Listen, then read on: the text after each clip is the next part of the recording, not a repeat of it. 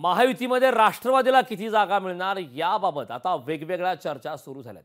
अजित पवार वारंवार दिल्ली दौरा करत असल्यानं राष्ट्रवादीच्या नेत्यांमध्ये मात्र आता अस्वस्थता आहे।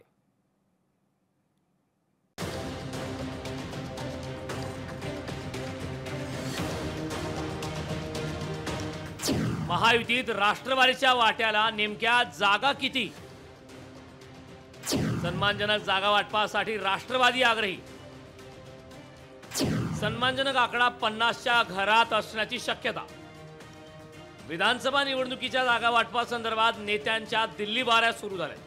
एकनाथ शिंदे, देवेंद्र फडणवीस आणि अजित पवार दिल्लीत अमित शहांच्या गाठीभेटी घेत आहेत। अजित पवारांच्या दिल्ली वाऱ्या कुणाच्या नजरेतून सुटल्या नाहीत। जागा वाटपात राष्ट्रवादीला सन्मानजनक जागा मिळाव्यात यासाठी अजितदादा दिल्लीला जात असल्याचं सांगण्यात येतंय।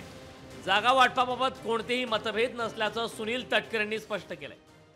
जागा वाटपाच्या संदर्भामध्ये सुद्धा 1-2 दिवसांमध्ये दिल्लीच्या केंद्रीय नेतृत्वाच्या जवळ आमची त्या ठिकाणी चर्चा होईल आणि ती चर्चा पूर्ण झाल्याच्या नंतर आपल्याला आम्ही त्या संदर्भातला तपशील त्या ठिकाणी देऊ। परंतु एक बाब स्पष्टपणाने त्या ठिकाणी आहे की महायुतीमध्ये जागा वाटपाच्या संदर्भात कुठल्याही मतभेदी नाहीत, चढाओढी नाही।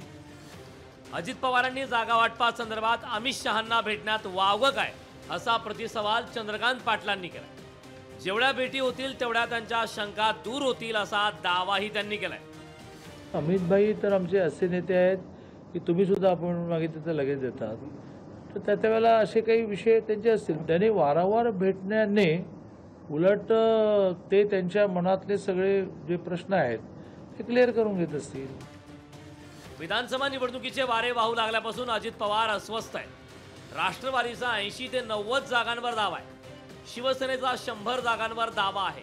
एवढ्या जागा मित्रपक्षांना दिल्यास मोठा भाऊ असलेल्या भाजपला किती जागा शिल्लक राहतील असाही प्रश्न आहे। त्यामुळे एका पक्षाला कमी जागांवर समाधान मानावं लागेल। कमी जागा मिळणाऱ्या मित्रपक्षात राष्ट्रवादी नसावा यासाठी अजितदादांचा आटापिटा सुरू असल्याचं सांगण्यात येतंय। आता अजित पवारांच्या प्रयत्नांना यश मिळतंय का हे लवकरच स्पष्ट होणार आहे। सतेज औंधकरसह महेश महाले, लोकशाही मराठी, नाशिक।